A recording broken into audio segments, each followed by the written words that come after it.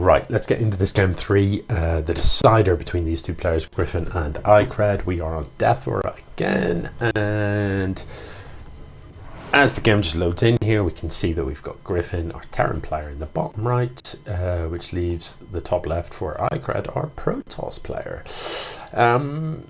Yeah, I actually casted the first two games, I was going to say yesterday, but it might have even been the day before yesterday. I can't even remember. I don't really remember that well what happened, but I do remember that it was 1-1, so I'm going to go ahead and do the things down at the bottom, like that. Look at that. I'm all over this. I'm pretty much a pro level caster here. So things looking pretty normal. Griffin building the supply depot here. I wish he would just build it here, just do a normal wall, but you know, it doesn't really matter. It would matter much more if you were playing against Zerg, you know, because those Ling floods can be very annoying indeed. Icredd coming in with pretty early gas, and that's okay. Protoss, you know, a lot of Protoss units do require gas. Protoss is fairly gas heavy. You know, Terran, you can get away with a much later gas if you're just building Marines, because they don't cost any gas. So Terran gas requirements are actually, you can get a very effective army for less gas. Protoss, on the other hand, you're going to need things like Stalkers. You're going to need, oh, that's a bit of a mistake. You're going to need things like Stalkers. You're going to probably want Sentries, Templars, who knows, but you do need gas. Unfortunately for Icredd, these guys aren't yet mining, so hopefully he's going to spot that soon and fix it, because, you know, as far as he's concerned in his head, he's mining gas and he's going to get a bit of a shock to the system only now they start. So that is just going to delay things for him. It's going to mean when his side core finishes up, he's not going to have enough gas to start researching Warp Gate straight away and to start getting Stalkers. He's going to have to choose between those, I think. Griffin on the other side has actually got a reasonable bit of gas stashed, so interestingly going for the reactor, and I'm not sure I agree with that, to be honest. A reactor is a longer build time than a tech lab, and given that the barracks can't actually produce anything while it's building the reactor, you know, if you build a second barracks, you're in better shape than building a reactor. Anyway, both of these players expanding with, you can see they're reasonably similar times on the expansions. The Stalker finally starts up then for Icredd, and in addition to that, he has gotten on Warp Gate researching. So things looking hunky-dory. We've got a reasonably saturated men, although, you know, yeah, this is rallied down. You're one short of saturation, and that's kind of freaking me out a bit. But anyway, reasonably saturated on the men. Both players continuing to build workers, which is great, beginning to crank out a couple of units and getting their expands up and running. It's going to be robo play from Icredd. Now, that is what we saw previously as well. Now that I think about it, there was, I think, some Colossus, maybe some Immortals in the mix last time. So yeah, a couple of Stalkers coming out front, and on the other side of the map are sort of similar, actually a few more Marines really, but not a dissimilar army value.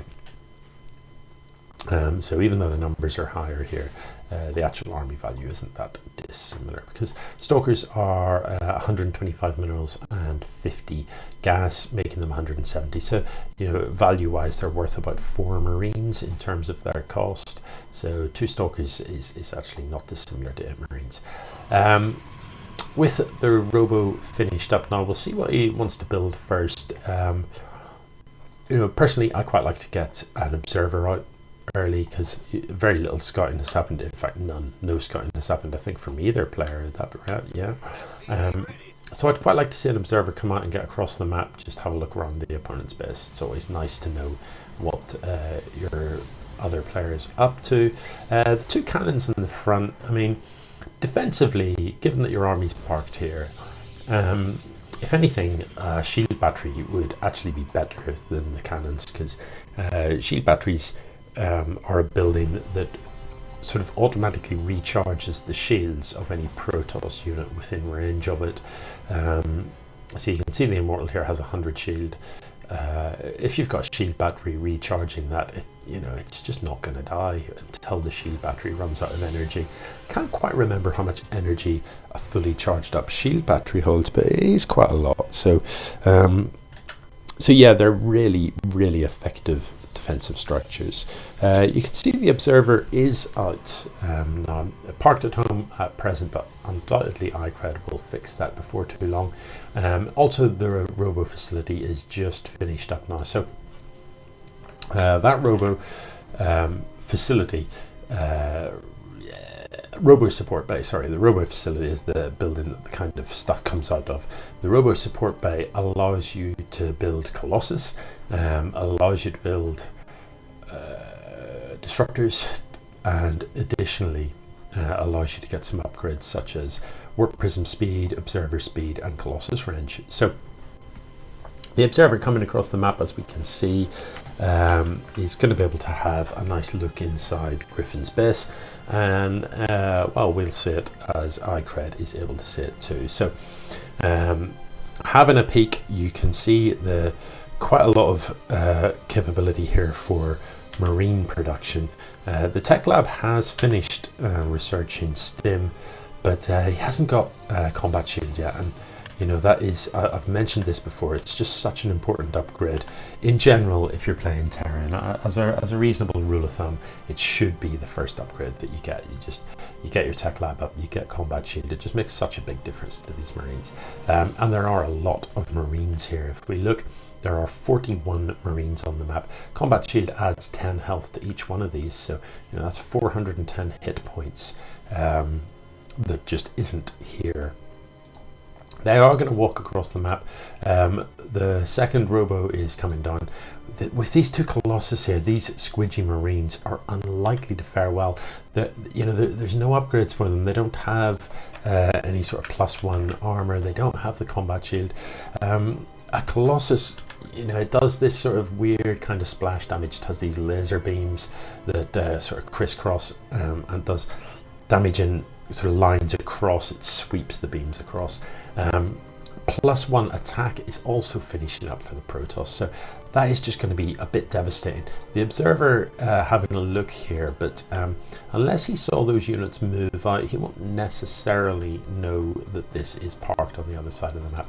The medevacs catch up, and that's a relief, because without the medevac support this would have been a bit savage. To be honest though, this Protoss army is it's just more high tech. It's heavier firepower. There is a shield battery in the back as well, and I think these Colossus just crush this. Look at that, that's just nasty.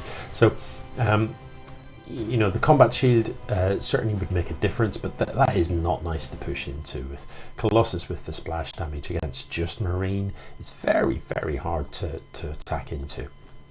So what I'd like to see Griffin doing, is maybe dropping the scan before he dives in here. You see this many Colossus, don't try and hit that with just Marine on its own. It's not going to work. What you need to build are things like Vikings, and there are indeed Vikings in production. He's got 2 starports, so he can crank out these Vikings sort of, if you wanted to, 4 at a time. And they are fantastic against Colossus. Colossus, incredibly tall units. Look at these. Look at this fella. Hang on. Let's see. In we go. So that's far. Oh, there we go. Right there. Look how tall that guy is. He's taller than a building. So Colossus actually count as air as well as ground. So Vikings can only shoot things in the air. They can shoot Colossus, and a Viking has an incredible range. So Vikings can really do an awful lot of damage to the Colossus from the back without really taking any fire. So they're very useful additions to throw into the mix. This SCV Scout is just going to come up here and get shot to death.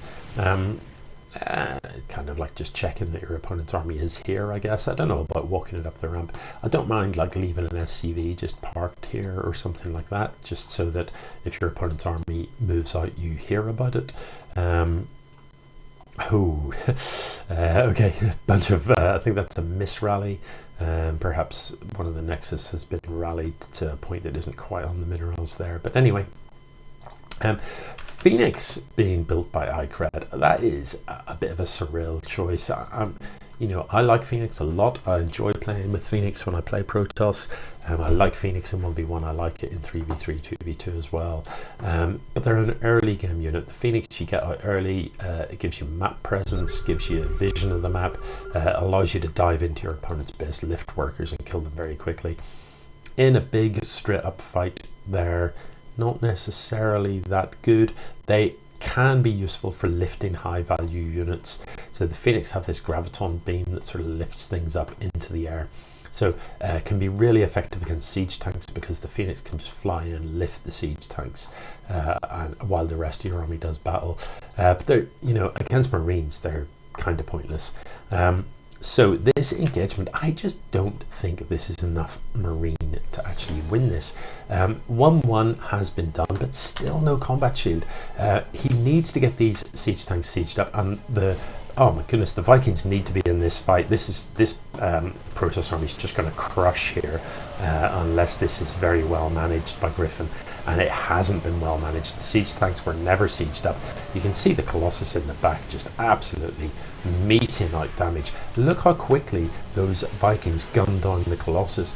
So, you know, you can imagine if this had a bit, oh, don't fly over this, no, don't fly over the Stalkers. You can imagine if this had been managed differently by Griffin, he could have been doling out all sorts of damage, you know, with the Vikings coming in from the side to hit the Colossus in the back. If he had the siege tank sieged up, just slaying the Stalkers, that could have been a very, very different fight. As it was, the Terran army just got absolutely slapped. Yeah, so to be honest, you know, fighting that Protoss army was always going to be tough. Now that he has reduced the Colossus number, that is a good thing. You know, we got a taste there of just how devastating Colossus are against Marines. And again, you know, he still desperately needs that combat shield upgrade. It is important. But yeah, we saw how devastating they are. So what I would have liked to have seen, given that twice now Griffin's tried that and both times it hasn't gone that well for him, what I'd like to see him do is, instead of just the frontal attack, just load everything into the medevacs and drop into your opponent's base. Look how awkward the engagement would be if you did that. There'd be Marines all over this area, siege tanks sieged up in the back here. Would just mean that as the Protoss army's coming up and having to file past its own buildings, the siege tanks would just be shelling out so much splash damage, it would be ugly. So that is the much better tactic to employ here, rather than trying to just take that, you know, frontal fight. The composition of the Protoss army is just better at present than the Terran army. You know, so even though Griffin is matching in army supply, the Protoss just has better composition at this stage. Both players have sort of 1-1 for the units, and actually +1 shields as well for the Protoss, which is pretty unusual, but you know, still valid. So for Terran to win, you know, you need so many Marines to even think about having a go at that Protoss army. What I'd like to see is some Marauders in the mix. Marauders up the front can, you know, they're armored units, so they don't die to the Colossus shots quite in the same way, and they also deal out more damage. So Marauders to kind of soak up that Colossus fire would be really useful. You need more of these Vikings. You know, don't be shy with the Vikings. Get the Viking count up to sort of 12, so that you can one-shot Colossus, so that your Vikings are literally just popping them out of the sky.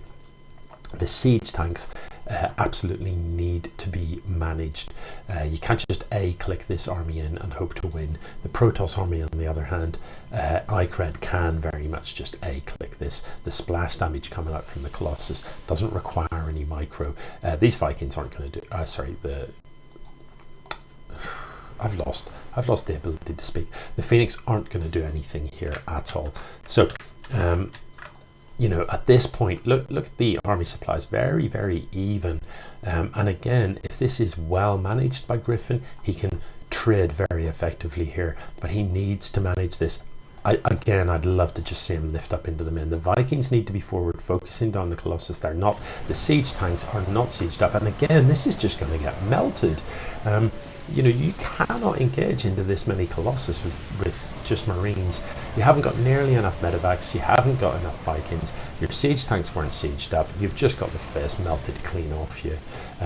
You know, so 3 times now you've tried that, and 3 times it hasn't worked. It's time to try a different approach. And as I say, I would just love to see them lift up into the men. The Protoss army is now on the march, and it doesn't look like Griffin is going to be able to do anything about this. You know, in general, if you're playing a Marine heavy style, what you want to do is trade out Marines for expensive slow building units with an awful lot of little jabs and pokes and drops. Try and frontal engagements against a more technical army. It just isn't going to yield results. This Protoss army is just unstoppable. Look, it's just absolutely slain, and unfortunately that's going to be GG. I think, you know, Griffin actually has played pretty well here. You know, look at the setup. He's up on 3 bases, he's producing well, but it just wasn't the right composition. He needed more heavy hitting stuff. If you're gonna rely on Marines, you've got to be incredibly active with them. You've got to be dropping them out of medevacs here and there. Marines are fast, they're light, and you know, you can trade them out because they only cost minerals. So be happy to take exchanges where you're swapping large numbers of Marines for expensive gas units, you know, stimming forward and sniping units at the expense of Marines. If that's the style you're going to play, you need to have like 12 barracks so that you're cranking out Marines, sort of at least 12 at a time. Yeah, so a tricky style to pull off, to be honest, against Protoss. Tricky to pull off that pure Marine style. If you're not playing pure Marine, you need more of the siege tanks, you need more of the Vikings, so that, and definitely more Marauders in the mix, so that you can hold your ground against those heavy hitting Colossus. Anyway, good series. It goes 2-1 to Icredd, and that is GG.